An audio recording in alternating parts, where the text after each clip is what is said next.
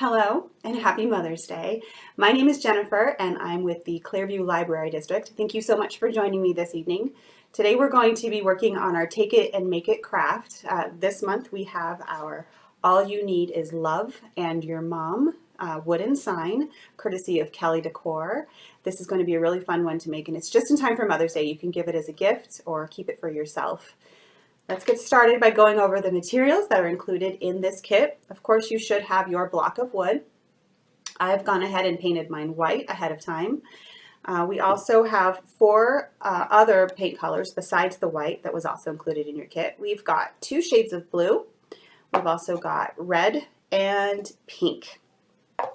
Of course, we've got our stencil. It says all you need is love and your mom. We've got a paintbrush for you as well. Our craft kit instructions. These are really good to keep handy while you watch this video, so you can follow along with these instructions, or you can refer back to them if you choose to watch the video first and then do your craft, however you'd like to do it. And we also have a sweet little flyer on Kelly Decor. Alexis Kelly partners with the Clearview Library District and supplies all of these kits for you. So if you'd like to check out her website, she's got tons more crafts that you can also choose to purchase. And at the bottom of this little slip here, there's a coupon code so you can get 10% off your next purchase. I highly recommend you check her out. She's got some really cool craft ideas on her site. Also included in your kit is a safety pin. This is going to come in handy for lifting up the little pieces of vinyl that stick on your board once we are removing it after it's been painted. So just set that aside for now. You'll need that towards the end of our craft. One thing that's not included in our craft kit is a credit card or any kind of card with sharp or flat edges. I'm going to use my Clearview Library card today for this one, and I'll show you exactly what we do with that in just a bit. Also, I've got myself a cup of water here. It's really handy to have that so that you can clean off your brush when you're changing out colors. I've also got a paper towel just to dry it off between different colors of paint. All right, so that's everything in our kit. Next, we're going to place our vinyl onto our block of wood. Be sure, if you choose to do so, you paint your block of wood first. And I actually have 2 coats of white paint on this one. I let the first coat dry before I did the second coat. And then you want to make sure the second coat is completely dry before you place your vinyl stencil on your block of wood. And Alexis Kelly has made us a really helpful video to show us exactly how to place that vinyl on our block of wood. So let's go ahead and take a look at that real quick. All right, I wanted to show you how to remove the stencil. So you rub it, and it makes it easier if you rotate it down. All right, so you get a corner, and you want to make sure that all of the blue pieces stay down and that none of them are on this white section. So you're gonna peel it, and if you get to a point, so see how my little A piece, it's not sticking down. I just go and I just add a little bit of pressure, and see that didn't work either. So you can kind of help it by flattening it, if you can see that, flatten it, and then just kind of peel it away. This is really good to do with stencils that you have that have a lot of words on it, especially the smaller they are, the harder it kind of gets. So you want to be able to,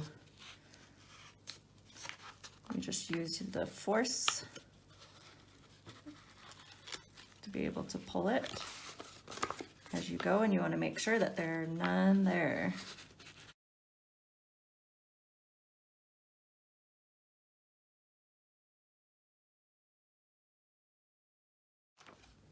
Just like that. Then you flip it over and line it up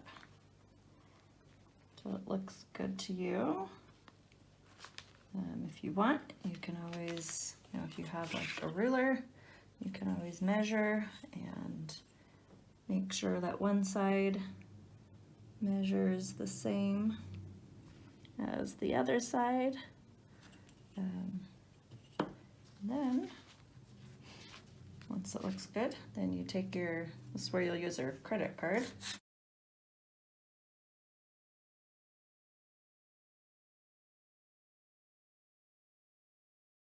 All right, and then now this is where you're going to take this off. So you don't want it to stick like that.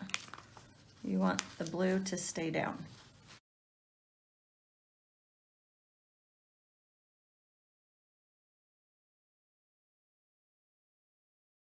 All right, and then you have it, and I usually will lightly run this over it just to make sure that there's no air bubbles or anything, so that when you paint, that it won't bleed underneath.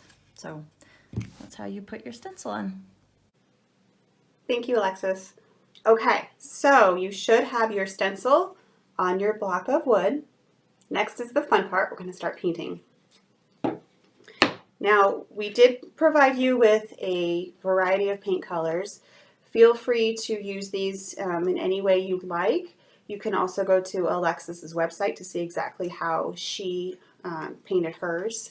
I'm going to just do dark blue for these first letters here. This one's going to be in red.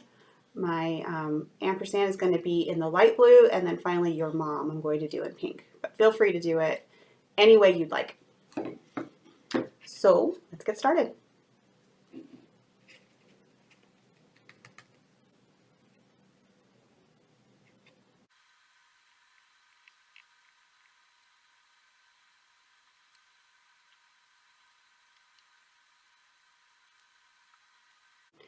Once you're all done painting, your sign should look like this-ish. The next step is to peel off this blue piece here. We're going to do this very carefully, but you want to make sure that your paint is completely dry before you do this step. That way you don't accidentally pull up any not quite dry paint when you pull off this blue piece. So we're going to go ahead and let our paint dry, and then we will peel that off. Okay, I'm pretty sure my paint is dry on my sign, so I'm going to go ahead and remove this blue layer. You want to go nice and slow with this, very carefully.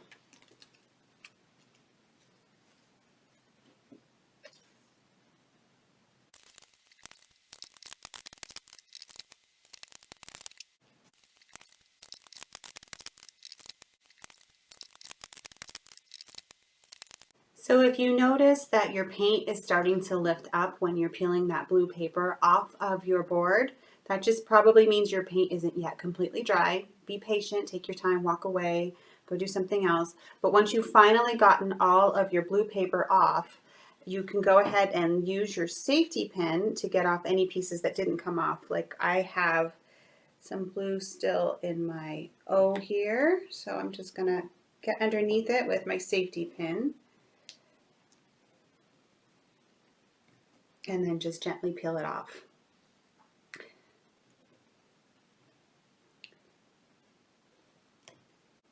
It's important to keep your paints once you're all done painting and once you've peeled off the blue paper. That way you can use your paints to go back and do some touch-up.